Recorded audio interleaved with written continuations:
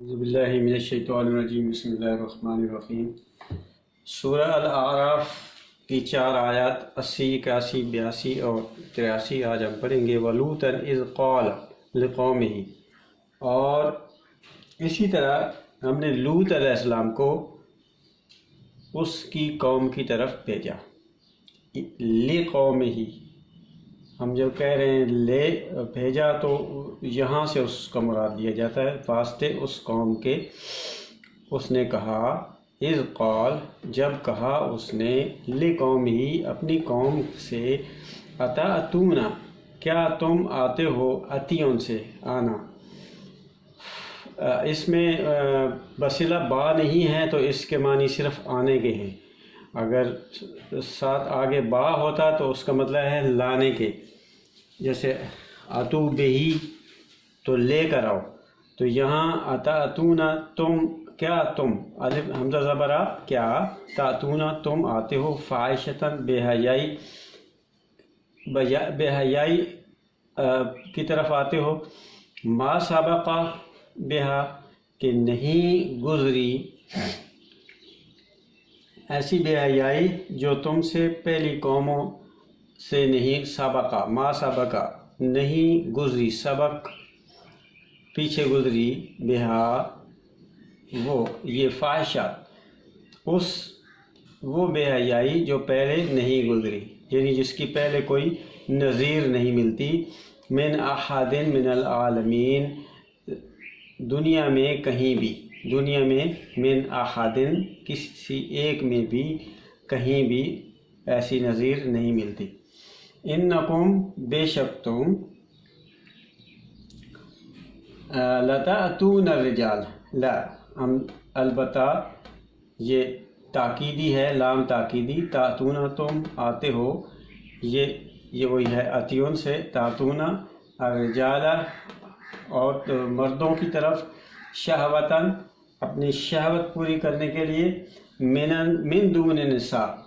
عورتوں کے بغیر، بل انتم قوم مسرفون، بلکہ بات یہ ہے کہ تم اسراف کرنے والے، یعنی اپنے جو قانون فطرت ہیں ان سے تجاوز کرنے والے، اسراف کرنا، جو حدود ہیں ان سے بڑھ جانا، اسراف کرنے والے لوگ ہو۔ وما کان جواب قومہ، اب اس قوم کے پاس اس کا کوئی معقول جواب نہیں تھا۔ وما کان، نہیں تھا، کاف و نون، جواب قوم ہی، اس کی قوم کے پاس، تو جواب جو قوت کے نشے میں بدمست لوگوں کے پاس ہوتا ہے، ان کے پاس بھی وہی تھا، الا مگر یہ کہ قالو، انہوں نے کہا، اخرجوہم، اخرج، یہ امر ہے، فعل امر جمع، ان سب کو نکال دو، یعنی یہ لوط اور ان کے ساتھیوں کو، من قریتکم، اپنی بستی سے، انہم اناسن، ان بے شک، ہم وہ، اناسن، انس کی جمع ہے، لوگ ہیں، یتطہرون، زیادہ پاکیزہ لوگ، یہ پاکیزہ بنتے ہیں اپنے تئیں، یہ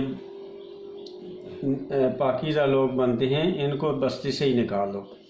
فَأَنْجَيْنَاهُ، تو جب صورتحال یہاں تک پہنچ گئی تو پھر ہم نے